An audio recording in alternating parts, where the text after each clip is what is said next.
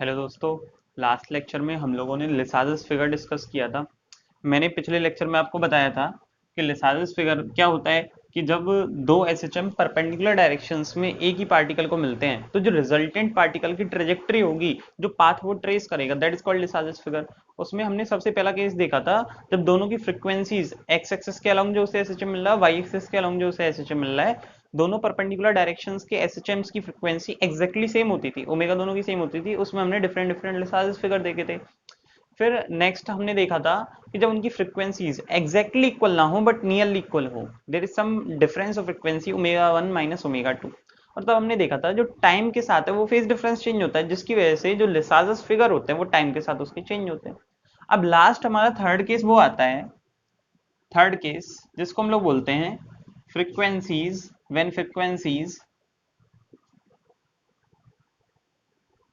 Commensurate.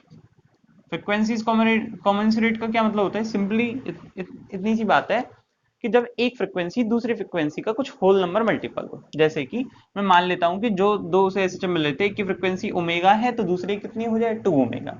X और y axis के long मिल रहे हैं, मैं एक की इक्वेशन लिख रहा हूं, x is equal to a sine 2 omega t plus 5। और दूसरी की इक्वेशन लिख रहा हूं मैं, एक काम करता हूं जैसे हम नॉर्मली लेते थे, हाँ ठीक है, ये ले लेता हूं मैं, y is equal to b sine omega t. इसकी फ्रिक्वेंसी और इसकी फ्रिक्वेंसी दोनों में कुछ रेशियो है। कितना रेशियो है? 2:1। समझ में आ रही बात? ठीक है। हम देखते हैं कि इसकी इक्वेशन कैसे आएगी, एक्स और वाई में क्या रिलेशन होगा, और फिर उनको हम अलग अलग फेज डिफरेंस फाई पर देखेंगे कि क्या रिजल्टेंट आता है। ठीक है, अच्छा ध्यान से सोचते हैं। ये पहले इन दोनों में से मैं कुछ वैल्यूज एलिमिनेट कराकर एक्स और वाई में रिलेशन लेके आता हूँ। कैसे आएगा? पहली वाली इक्वेशन की मदद से मैं क्या लिख सकता हूँ कि x upon a is equal to sine 2 omega t plus 5। इसको ओपन करके हम लोग क्या लिख सकते हैं? Sine 2 omega t cos 5 plus cos 2 omega t sine 5। ठीक है, फर्दर इसको हम लोग सॉल्व करेंगे। साइन 2 ओमेगा टी को लिख देते हैं 2 sign omega t cos omega t cos 5 plus cos cos 2 omega T को मैं लिख लेता हूँ 1 minus 2 sine square omega T, फिर मल्टीप्लाई में साइन 5 है ये। ठीक है, अच्छा देखो यहां से हमारे पास साइन ओमेगा टी की वैल्यू है y upon b, y upon b. तो यहाँ पे मैं रख देता हूँ 2 वाई अपॉन बी, फिर square root of 1 minus y upon b का square into cos 5 plus 1 minus 2 sine square omega t की जगह क्या आएगा? 1 minus 2 y square upon b square into sine 5, and that is equal to x upon ए। मैं उस वाले term को इधर लेके आता हूँ, ये क्या हो जाएगा? X upon a minus 1 minus 2 y b square. अच्छा मैं इसको एक काम करता हूँ, इसको सिंपली मैं ऐसे लिख देता हूँ, plus 2 y square upon b square minus 1 into sine 5, ठीक है, is equal to 2 y upon b under root of 1 minus y upon b का होल स्क्वायर। अब इसके बाद में हम लोग क्या करते हैं, दोनों साइड स्क्वायर कर देते हैं। दोनों साइड स्क्वायर करेंगे तो क्या होगा? X square upon a square plus 2 y square b square का स्क्वायर माइनस 1 का whole square into sine square 5 plus 2 x by a into 2 y square by b square minus 1 into sine 5, and that is equal to 4 y square upon b square into में 1 minus y square upon b square. ठीक है, इतना हमारा आ चुका है। अब हम लोग थोड़ा सा इसको और रीअरेंज करते हैं। हमारे पास क्या हो जाएगा? हाँ, हमारे पास एक टर्म थी। अच्छा इसमें ये और लिखना है हमको, ये साथ में यहाँ से ये cos फाई था, ये cos फाई था, तो यहाँ पे क्या हो जाएगा? cos स्क्वायर फाई मल्टीप्लाई में लास्ट में। जब वहां पे cos स्क्वायर फाई हुआ तो एक काम करते हैं, उधर से कुछ टर्म्स को हम इधर लेके आते हैं। ध्यान से देखना क्या होगा। यहाँ से जब मैं इसको ओपन करूंगा ये आएगा 4 वाई स्क्वायर, 4 वाई की power 4 upon b square into sine square five वाली एक टर्म आएगी। और उधर से जब हम खोलेंगे तो माइनस ऑफ 4 वाई की पावर 4 अपॉन बी की power 4 into cos square five वाली टर्म आएगी। उसको इधर लेके आएंगे तो वो इसके साथ 1 बन जाएगा। और क्या हो जाएगी हमारे पास equation? X square upon a square plus उसको करेंगे तो ये हो जाएगा 4 वाई की पावर 4 अपॉन बी की पावर 4। ठीक है, और इसको फर्दर हम लोग खोलेंगे तो यहाँ से आएगा हमारे पास प्लस साइन स्क्वायर फाइव, फिर माइनस इसको करेंगे हम लोग, ये आएगा 4 y square upon b square into sine square five. ठीक है, प्लस इसको और सॉल्व कर लेते हैं हम लोग, ये क्या आएगा 4x/a y square upon b square sine phi minus 2x/a sine phi is equal to, इसमें से कॉस स्क्वायर फाई वाली ये वाली टर्म में ले जा चुका था, यहाँ पे क्या बचेगा खाली 4y square upon b square into cos square phi. ठीक है, अच्छा हमारे पास यहाँ पे एक टर्म आ रही है ये -4y square upon b square, इसको उधर लेके जाएंगे, उसके साथ मिलके normally 4y square upon b square रह जाएगा। ठीक है, तो हम लोग इसको थोड़ा सा बस रीअरेंज करके लिख देते हैं, ये क्या हो जाएगा x square upon a square plus 4y⁴ upon b⁴, फिर उसके बाद में ये वाला टर्म हमारा उधर चला गया, ये क्या बन जाएगा इधर आकर फिर से -4y square upon b square, ये वाली टर्म है हमारे पास प्लस साइन स्क्वायर फाई वाली, फिर उसके बाद में हमारे पास ये टर्म है और ये टर्म है, इनको हम लोग क्या लिख सकते हैं, इसको हम लोग लिख सकते हैं क्या 2x अपॉन ए कॉमन ले लो इसमें से, ये आ जाएगा 2y square upon b square -1 into में sine phi and that is all equal to 0। तो this is the general equation of the curve. बात समझ में आ रही है, ये इस कर्व की एक जनरल इक्वेशन आ रही है जिसकी डिग्री कहां तक जा रही है 4 तक इसकी डिग्री जा रही है। अब क्या करेंगे हम लोग डिफरेंट डिफरेंट फाइज के लिए देखेंगे क्या इक्वेशन आती है और फिर उसको हम लोग प्लॉट कर लेंगे, दैट विल बी फिगर, और फिर बाद में खत्म हो जाएगा।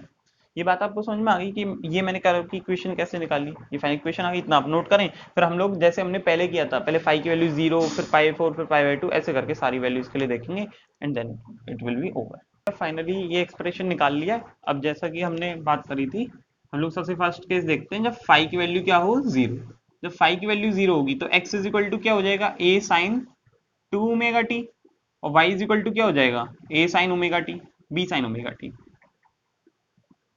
अब अगर ऐसा है तो हम लोग ये ड्रॉ करते हैं। अच्छा, इस सिचुएशन में फाई की वैल्यू 0 सेट करते हैं तो ये इक्वेशन किस में रिड्यूस हो जाएगी, this equation will be x square upon a square plus 4y⁴ upon b⁴ minus 4y square upon b square, ये साइन फाई 0 हो गया, ये साइन फाई भी 0 हो गया, तो इज इक्वल टू 0। अच्छा, इसको हम लोग ऐसे लिख सकते हैं, कैसे x square upon a square plus इसमें से कॉमन आ जाएगा 4y square upon b square, तो इधर क्या बचेगा y square upon b square और -1, दिस इज इक्वल टू 0। तो हमारे पास ये इक्वेशन आ गई। ठीक है, अच्छा ये इक्वेशन जो है ना, ध्यान समझना कैसी इक्वेशन है। सबसे पहले मैं क्या करता हूँ ना, पहले तो मैं ड्रॉ कर लेता हूँ एक्स वाई, ये हमारी एक्स एक्सिस, ये हमारी वाई एक्सिस। इसमें ध्यान से सोचना, अगर मेरे से पूछा जाए कि भाई बताओ कब कब y की वैल्यू 0 होगी, तो y की वैल्यू 0 पुट करते हैं, देखते हैं किस किस x की वैल्यू के लिए y 0 होगा। तो ये क्या होगा x square upon a square plus ये y की वैल्यू 0 सेट करी, दिस 0 इज इक्वल टू 0, यानी कि x is equal to plus minus a पर y 0 है। अच्छा, फिर मेरे से पूछा गया x कब कब 0 होगा, तो x 0 होने के लिए मैंने पुट करा, तो ये आएगा 4y square upon b square multiply में y square upon b square -1 is equal to 0, यानी कि y की क्या क्या वैल्यूज हो जब x 0 हो, तो क्या क्या वैल्यूज आ रही है यहाँ से, या एक तो आ रही है इससे y इज इक्वल टू 0 और एक आ रही है इससे y is equal to plus minus v, मतलब y की ऐसी 3 वैल्यूज हैं जिन पर x 0 होगा और x की ऐसी 2 वैल्यूज हैं जिन पर y 0 होगा। बात समझ में आ रही है, x की वो कौन कौन सी वैल्यूज हैं, a, 0 -a, 0, यानी कि यहाँ पर कुछ मान लेते हैं और ये पॉइंट कुछ यहाँ पर हो गया, y is equal to 0 for x is equal to what, sorry जब मैं इसको सॉल्व करूंगा तो ये x square is equal to 0 ही आएगा, एक्स इज इक्वल टू 0 आएगा, यानी कि x की सिर्फ 0 वाली वैल्यू के लिए y 0 हो रहा है, जबकि y इज इक्वल टू 0 के लिए x 0 हो रहा है, y is equal to plus b पर भी x 0 हो रहा है, y is equal to minus b पर भी x 0 हो रहा है।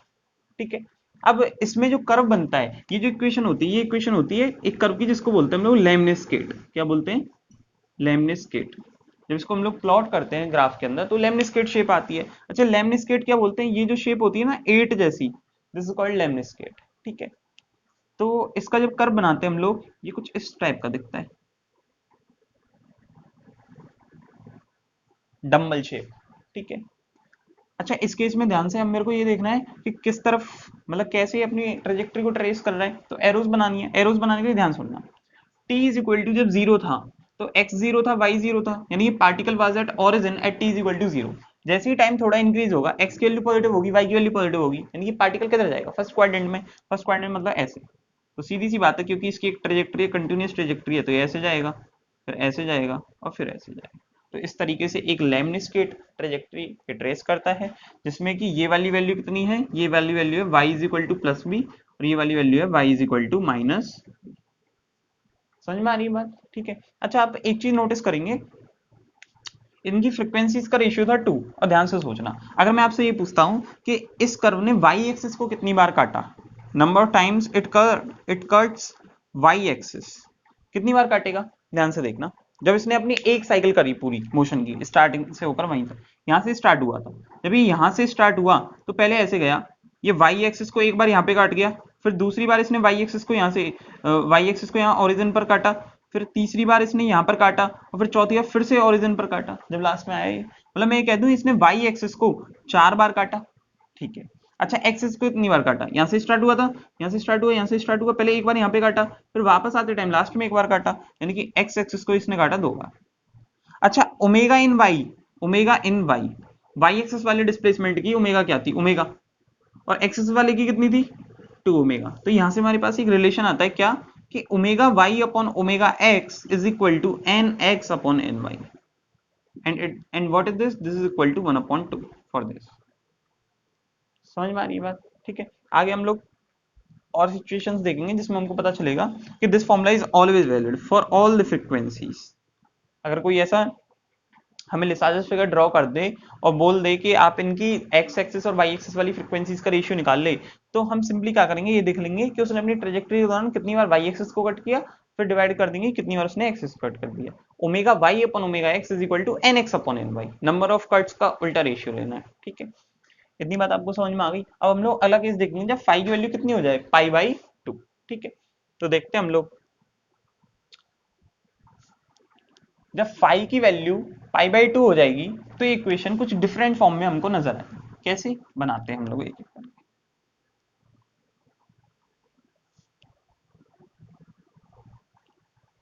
ध्यान से देखना, आपके मन में आ रहा होगा कि मैं फाई इज इक्वल टू पाई 4 के लिए क्यों नहीं करा रहा, उसका हम थोड़ी देर बाद देखेंगे, क्योंकि उसका जो कर्व बनता है ना, वो 0 और पाई बाई 2 का कुछ मिक्सचर जैसा बनता है। अभी हम बताते हैं। जैसे इसमें फाई की वैल्यू आप पाई बाई 2 पुट करेंगे, आएगा x square upon a square plus 4y की पावर 4 अपॉन बी की power 4 minus 4y square upon b square plus 1 plus 2x by a. इसको मैं खोल ही लेता हूँ, साइन फाई की वैल्यू 1 है तो ये हो जाएगा 4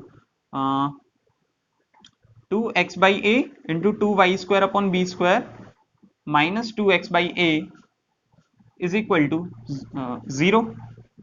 इसको हम लोग फर्दर देखते हैं। देखो यहाँ से x square upon a square आ रहा है, यहाँ माइनस 2x बाई ए आ रहा है, यहाँ पे प्लस 1 आ रहा है। इन सबको मिला के मैं लिख सकता हूँ तीनों को, x से माइनस 1 का होल स्क्वायर। अच्छा, फिर प्लस में क्या आएगा हमारे पास, बचे कौन कौन से टर्म, एक ये और एक ये। ठीक है, इन तीनों टर्म्स की मदद से मैं क्या लिख सकता हूँ, ध्यान से देखना, I can write it as this is, एक काम करते हैं अभी के लिए ऐसे ही छोड़ देते हैं इसको, नहीं तो हम लोग ऐसे लिख सकते हैं 2y अपॉन बी स्क्वायर का होल स्क्वायर, ये वाला टर्म ये बन रहा है, फिर हम लोग लिख देंगे क्या, माइनस एक्स बाई ए, तो ऐसे ही रहता है 4 बाई की power minus 4 y square upon b square plus 2x by a into 2y square upon b square is equal to 0। ठीक है, इतना हम लोगों ने लिख दिया। अब देखो आगे इसको हम और सिंप्लीफाई कर लेते हैं। कैसे, इसको हम लोग लिख सकते हैं x अपॉन ए माइनस 1 का होल स्क्वायर, ठीक है, प्लस दिस, और इन दोनों को मिला के ना मैं ऐसे लिख रहा हूँ, ध्यान से देखना, इनको मैं लिख रहा हूँ 2x upon a minus 1 into 2y upon b square. देखना ध्यान से, जब हम लोग इसको ओपन करेंगे तो पहला टर्म क्या आएगा, 2 into x by a into 2y upon b square, तो इसको हम लोग ऐसे लिखेंगे 2y square upon b square, क्योंकि यहाँ पे भी ये 4y की पावर 4 था, यहाँ पे स्क्वायर मिसिंग था, तो minus 2 into 2y square upon b square, ये एक्सप्रेशन आ रहा है, और इधर साइड से कौन सा एक्सप्रेशन आ रहा है, जब मैं ये करूंगा माइनस 2 इंटू ये, तो minus 4y square upon b square, यानी कि सही है। तो मैं इसको ऐसे लिख सकता हूँ, कैसे, plus 2y square upon b square का square plus 2x upon a minus 1 into 2y square upon b square, this is equal to 0। अच्छा, ये अब देखो उस फॉर्मेट बन गया ना, x square plus a square plus 2ax वाली फॉर्मेट में, तो ये क्या आ जाएगा, x a minus 1 x upon a minus 1 plus 2y square upon b square का whole square is equal to 0। तो यहाँ से y और x में हमारे पास रिलेशन आया था, सिंपल सा। क्या रिलेशन आएगा, ध्यान से देखना, it will be y square is equal to b square by two into 1 - x/a, या फिर मैं इसको ऐसे लिख सकता हूँ -b² by 2 into x upon a -1। देखो ध्यान से, ये एक्सप्रेशन आ गया हमारे पास। अच्छा, ये एक्सप्रेशन कैसा है, किस किस फॉर्मेट का है? Y square is a function, some function of x type का है ये, तो इसका मतलब it is a function of parabola. Parabola कैसे ड्रॉ करेंगे हम लोग, ये वाला ध्यान से देखते हैं। ये एक ऐसा पैराबोला है जिसकी जो एक्सिस है, जिसका ध्यान से देखना, इसका y की वैल्यू 0 कब होगी? y की value will be 0 when x upon a is equal to 1, यानी कि x is equal to a हो जाए। ठीक है, तो जब x is equal to a है तब y की वैल्यू 0 है, मतलब this point lies on the Lissajous figure a, 0। ठीक है, फिर उसके बाद में हम लोग देखते हैं, फिर पैराबोला तो हमें बनाना नहीं है। अच्छा, पैराबोला किस टाइप का? Y square is equal to -4bx वाली स्टैंडर्ड इक्वेशन से ये कंपेयर होता है। इसका मतलब कि it will be a parabola opening towards the negative x axis. तो कुछ इस तरीके का ये पैराबोला बनता है। कुछ बात समझ में आ रही है? और ये यहाँ पर वाई एक्सिस को इन दो जगहों पर काट रहा है। किस किस जगह पर काटेगा? जब एक्स की वैल्यू 0 हो जाए। एक्स की वैल्यू 0 अगर मैंने रख दी तो y square is equal to क्या आएगा? Y square is equal to -b² by 2 into -1, यानी कि b²/2, यानी कि तो फिर यहां से क्या आ जाएगा? y is equal to plus minus b/√2, यानी कि यहाँ पे ये दो पोजीशंस हैं, प्लस का b/√2 और माइनस b/√2, इन दो पोजीशंस पे ये y एक्सिस को कट करता है। अच्छा, प्लस का b/√2 माइनस b/√2, प्लस और माइनस b से तो कम ही है, मतलब कि ये जो लिसाजस फिगर है ये ऐसे करके कुछ कंटेंट है। और इसे भी हम लोग लास्ट कहां तक बनाते हैं? एक्स की वैल्यू मैक्सिमम a तक और मिनिमम -a तक, क्योंकि उसका एम्पलीट्यूड ही इतना है, तो इसी हिसाब से हम लोग इसको ड्रॉ करते हैं। ये पूरी कितनी हो जाएगी? This is complete 2b and this is complete. समझ में आ रही बात? अब हमें ये भी देखना है कि एक्चुअली वो ट्रेस कैसे कर रहा है, एरो कैसे बनानी है। Initially t is equal to 0 पर, t इज इक्वल टू 0 पर हमें देखना है, तो इनकी इक्वेशंस लिखते हैं। इसकी इक्वेशन क्या हो जाएगी? a sin 2ωt प्लस π/2, और इसकी क्या हो जाएगी? y is equal to a b sin ωt। तो t इज इक्वल टू 0 पर y तो 0 है, यानी कि पार्टिकल स्टार्ट्स फ्रॉम हेयर। अब जैसे ही थोड़ा सा टाइम बढ़ता है, क्या y की वैल्यू पॉजिटिव हो जाएगी? y की वैल्यू पॉजिटिव हो जाएगी, यानी कि particle will go like this. पहले पार्टिकल ऐसे जाएगा, फिर बाद में वो ऐसे करके जाएगा। कुछ बात समझ में आई? तो जैसे हमने x is equal five is equal to 0 के लिए देखा, फिर फाइव इज इक्वल टू π/2 के लिए देखा, ऐसे ही हम लोग आगे और केसेस देखते हैं। एक काम करते हैं हम लोग, फाइव इज इक्वल टू 0 कर लिए, π/2 कर लिए, π4 के लिए और साथ के साथ देख लेते हैं। ध्यान सुनना, होता क्या है ना, आपको भी समझ में आ रहा है कि इस बार जो इक्वेशंस आ रही हैं वो पहले जैसी सिंपल इक्वेशंस नहीं है। जैसे डायरेक्टली एलिप्स की इक्वेशंस आती थी सारी की सारी, कोई ऑब्लिक से कोई स्टैंडर्ड है आराम से बन जाता था। लेकिन इस वाले केस में आपने देखा 5 = 0 के लिए लेमनिस्केट जैसा कुछ आया, 5 = π/2 के लिए पैराबोला आया, वो भी स्टैंडर्ड पैराबोला नहीं, शिफ्टेड है उसका कुछ कहीं पे ये। ठीक है, फोकस वगैरह सब शिफ्टेड है उसका, फोकस वर्टेक्स।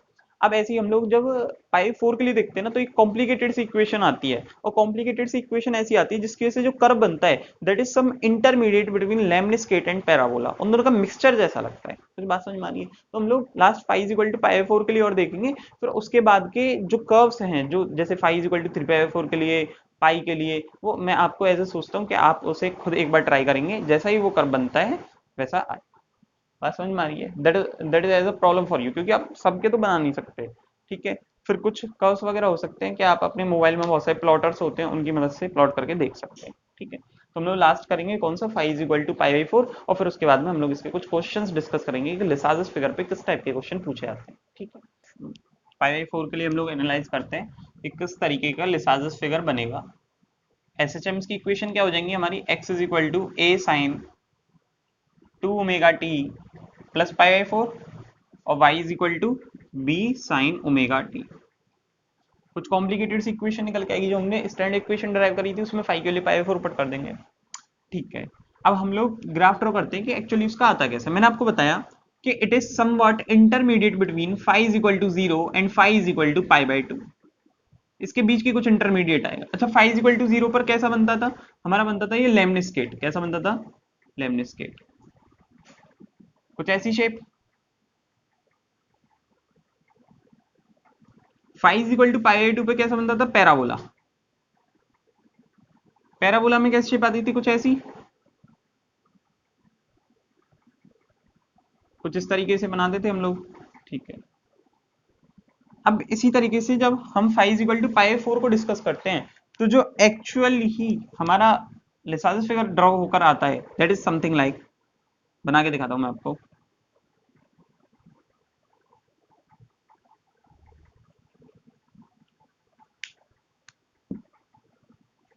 ये हम लोग एक्स एक्सिस और वाई एक्सिस ड्रॉ कर लेते हैं।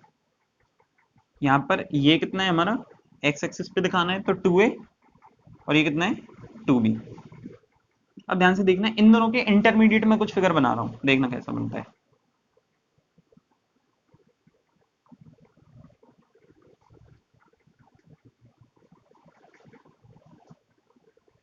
It is something like this. मैं पूरी भी कोशिश करिए थोड़ा अच्छा बनाने की। इस तरीके के लिसाजर फिगर बनता है, जो कि यहाँ से इस पॉइंट से स्टार्ट हो रहा होता है, और किस तरीके से, अच्छा ये पॉइंट के आप लोग कोऑर्डिनेट आसानी से दिखा सकते हैं। T is equal to 0 put करें, टी इज इक्वल टू 0 पर पार्टिकल कहाँ है, x is equal to a by root two पर, और वाई की वैल्यू 0, यानी कि इस पॉइंट के कोऑर्डिनेट क्या है, ए बाई रूट टू कॉमा 0। फिर ये ऐसे जाता है, फिर यहाँ से वापस ऐसे, देन ऐसे, फिर ऐसे। कुछ बात समझ में आ रही है?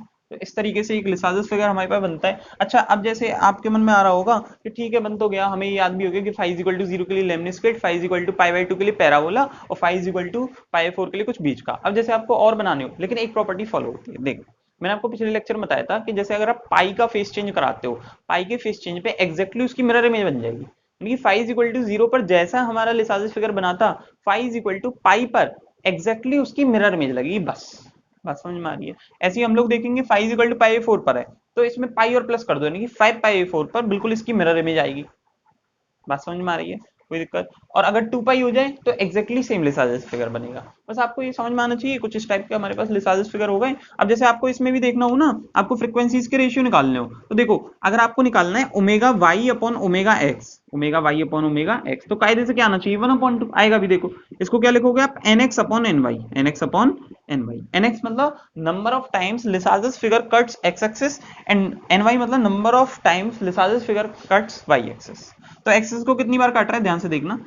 जब आपके पास सिंपली, आपको हो सकता है इसमें कभी कंफ्यूजन हो, जब आपको एक ही पॉइंट दिखे ना, एक ही पॉइंट से वो बार बार गुजर रहा है, तो आप उस एक पॉइंट को दो की तरह ट्रीट करोगे। बात समझ में आ रही है? तो यहाँ पे n x is equal to लिख दोगे 2, एन वाई क्या लिख दोगे, यहाँ पे तो सिंपली एक एक बार ही है, कोई ऐसे कहीं पे इंटरसेक्ट नहीं हो रहा कर, 1 2 3 4, तो 1/2 हमारा इस तरीके से आ जाए। बात समझ में आ रही है? ये इंपॉर्टेंट है क्योंकि जैम वगैरह में इस पे क्वेश्चन पूछते रहते हैं वो लोग, नहीं तो कहीं बीच में यूज करा लेंगे, बहुत सिंपल सा क्वेश्चन आता है, बस डायरेक्ट ये गिनना होता है।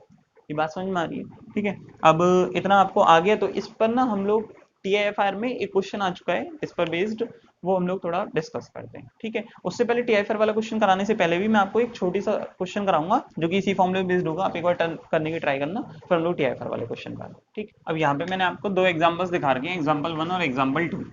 सिंपल सी बात है, बस थोड़ा प्रैक्टिस के लिए आपको ये बताना है पहले वाले में कि जिससे जिन भी दो एसएचएम्स के एडिशन से बनाए, उन दोनों एसएचएम्स की एंगुलर फ्रीक्वेंसी ओमेगा वाई और ओमेगा एक्स का क्या रेशियो है। ऐसे इस वाले में भी आपको सेम बताना, ओमेगा वाई और ओमेगा एक्स का क्या रेशियो है। तो एक बार आप स्क्रीन को पॉज करके ट्राई करें और फिर उसके बाद देखें। तो उम्मीद है आपने ट्राई करके देखा होगा। तो अब हम देखते हैं omega y upon omega x कैसे निकालना है, n x upon n y. N x upon n y क्या हो जाएगा, ध्यान से देखो, number of times it cuts x axis, axis को कितनी बार काट रहा है, एक्सिस को सिंपली देख लो, ये आपको 2 बार काट रहा है सिर्फ, तो 2 अपॉन में। अब एन वाई देखना है, एन वाई सिंपली क्या, देखो एक बार यहाँ पर 1 2 3 4 5 6, 6 बार इसने वाई एक्सिस को काटा है, तो omega y upon omega x हो गया 1/3। ठीक है, अब ऐसे ही आपको इस वाले में देखना है, तो इस वाले में हम लोग सेम करेंगे। देखो omega y upon omega x is equal to n x upon n y, n x upon n y. X axis को कितनी बार काट रहा है देखते हैं, 2 बार 1 2। वाई एक्सिस को कितनी बार काट रहा है, ध्यान से देखना, वाई एक्सिस को 1, इसको कितने 2 पॉइंट गिनने, 1 2 3, फिर 3 और 2 5 और 1 6, तो यानी कि इसमें भी कितना आ रहा है 1/। बात समझ में आ रही है? बड़ा ही सिंपल सा है। अब हम लोग आगे टीआईएफआर वाला क्वेश्चन एक डिस्कस कर लेते हैं जो कि प्रीवियस ईयर में आया हुआ है। आपको इस क्वेश्चन में क्या गिवन है, a two dimensional vector a vector t is given by a vector t is equal to i cap sine 2t plus j cap cos 3t। ठीक है, दो एसएचएम हो गए परपेंडिकुलर डायरेक्शन में, एक्स और वाई में, दोनों का एम्पलीट्यूड सेम है, लेकिन ओमेगा का रेशियो आपको साफ साफ नजर आ रहा है। साफ समझ आ रहा है ओमेगा का ratio, omega x upon omega y is equal to 2/3, वही आना चाहिए हमारा। ठीक है, बोला गया जब हमने टी की वैल्यू 0 से 2 पाई तक वेरी करी तो कौन सा वाला इनमें से कर्व है जो कि क्या दिखाता है, best describe the locus of tip of the vector, उसका टिप जो होगी वेक्टर की वो कैसे मूव करे। ठीक है, कैसे करना है, सिंपली पहले ये देख लेते हैं चारों में से कौन सा ऑप्शन ये सेटिस्फाई करता है कि omega x upon omega y is equal to 2/3। Simple सी बात है कि अगर मेरे को चारों की omega x upon omega y calculate करनी है तो मैं क्या करता जाऊंगा, n y upon n x. N y upon n x कैसे करना है, पहले वाले में देखें वाई एक्सिस को, अच्छा वाई एक्सिस और एक्सिस बना देखो, इन्होंने ऐसे मार्क करके दे रखा था ये 0 0.5 ऐसे करके, यानी कि वाई एक्सिस पे आपको ये दे रखा है तो आप ऐसे करके लाइन बनाओगे, ये ऐसे करके बना लिया, ऐसे करके वाई और एक्स एक्सिस खुद ही ड्रॉ कर लेंगे, कोई दिक्कत नहीं है। एन वाई निकालना, एन वाई वाई एक्सिस को कितनी बार काटा, एक, इसको आप दो गिनोगे तो एक ही पॉइंट पे दो दो चीजें इंटरसेक्ट कर रही हो, दो गिनना है, एक और दो तीन और एक चार, तो यानी कि n y is equal to है पहले वाले ऑप्शन में एन वाई है 4 और एन एक्स कितना है, एन एक्स देखते हैं 2, 1 2 3 4 5 6, ये बिल्कुल यहीं पे था बीच में 6, यानी कि 4/6 इज इक्वल टू 2/3। तो यानी कि ये जो हमारे पास वैल्यू आई ये किसकी निकाली हमने, omega x upon omega y की वैल्यू एकदम सेट बैठ रही है उसके according, omega x upon omega y is equal to 2/3, यानी कि पहला ऑप्शन शायद हो सकता है, ये पक्का नहीं है। अच्छा दूसरे ऑप्शन में हम जब देखेंगे ऐसी वाई एक्सिस और एक्स एक्सिस ड्रॉ करते हैं, सेकंड वाले ऑप्शन में हम लोग सेम चीज निकालते हैं omega x upon omega y, n y देखते हैं कितना, 1 2 3 4 5 6, बीच में ही था बिल्कुल ये, तो यानी कि ये हमारा एन वाई आ रहा है 6, एन एक्स कितना आएगा 1 1 2 3 4, यानी कि ये तो 3/2 आ रहा है, आना कितना चाहिए 2/3, मतलब ये तो गलत हो गया, मतलब सेकंड ऑप्शन तो पक्का इसको रिप्रेजेंट नहीं करता, इसको तो हटा देते हैं, एलिमिनेट कर दिया। थर्ड ऑप्शन में देखें, थर्ड ऑप्शन में हम लोग ऐसी वाई एक्सिस और एक्स एक्सिस बनाते हैं, आप इस वाले ऑप्शन में जब देखोगे तो आपको समझ में आएगा कि एन वाई कितना है, एन वाई 1 2 3, एन एक्स कितना है 1 2, तो इससे हमारा omega x upon omega y कितना आ जाएगा 2/3, यानी कि शायद ये हो सकता है, मे बी, अभी कुछ नहीं कर। अब ऐसे ही आप लास्ट इस वाले को देखें, इसमें हमारा एन वाई कितना है, वाई एक्सिस को कितनी बार काट रहा है, इसी पॉइंट पे काट रहा है, यानी कि दो बार गिनना है इसको, एन एक्स कितना हो जाएगा, एन एक्स 1 2 3, यानी कि इसको 3 बार काट रहे हैं, तो इसके अकॉर्डिंग हमारे पास क्या आ रही है, ये तो गलत आ रहा है, फिर omega x upon omega y आनी चाहिए हमारी कितनी 2/3 और आ रही है इसमें 3/2, यानी कि ये ऑप्शन भी गलत हो गया। तो हमारे पास खाली दो ऑप्शन बचते हैं, एक तो ऑप्शन ए और एक ऑप्शन सी। अब इन दोनों ऑप्शंस को हम लोग एनालाइज करते हैं कि कौन सा सही है और कौन सा गलत है, ध्यान समझना। मैं करूँ ना, अब ये फ्रीक्वेंसीज का तो हो गया जो कुछ होना था, मैं ये और देख लेता हूँ कि t इज इक्वल टू 0 पर पार्टिकल कहाँ होना चाहिए, t इज इक्वल टू 0 पर पार्टिकल का a वेक्टर t कितना आना चाहिए, इसके अकॉर्डिंग 0 और इसके अकॉर्डिंग कितना आना चाहिए 1, यानी कि पार्टिकल की अगर मैं लोकेशन देखूं तो x कोऑर्डिनेट आना चाहिए उसका 0, x कोऑर्डिनेट शुड बी, मैं एक बार लिख देता हूं, at t is equal to 0 the x coordinate of the particle that is sin 2t must be 0 and y coordinate of the particle cos 3t must be 1, मतलब 0,1 should be a point on the Lissajous figure. ठीक है, अच्छा मैं देखता हूं कि पहले वाले कर्व में 0,1 आ रहा है, x की वैल्यू 0 और y की वैल्यू, हाँ ये रहा, ये पॉइंट है, इससे मिल रहा है x की वैल्यू 0 और y की वैल्यू 1। ठीक है, फिर मैं इस वाले कर्व में देखता हूं, इस वाले कर्व में जब मैं ऐसे मिलाने की कोशिश करता हूं तो x इज इक्वल टू 0 और y इज इक्वल टू 1, ये वाला पॉइंट इस लिसाल्स फिगर की ट्रेजेक्टरी पे लाई ही नहीं करता, यानी कि ये ऑप्शन भी हो गया गलत। तो हमारे पास खाली लास्ट एक ही ऑप्शन बचता है, that is option number, this is the correct option. बात समझ में आ गई। तो आज के लेक्चर में हम लोग इतना ही, लिसाल्स फिगर के बारे में हमने सारी चीजें कर ली है, और जो भी आपको क्वेश्चन मिलते हैं प्रीवियस ईयर के क्वेश्चन आप लोग ट्राई करें, आपसे सारे क्वेश्चन मोस्ट प्रोबेबली हो जाएंगे। ठीक है।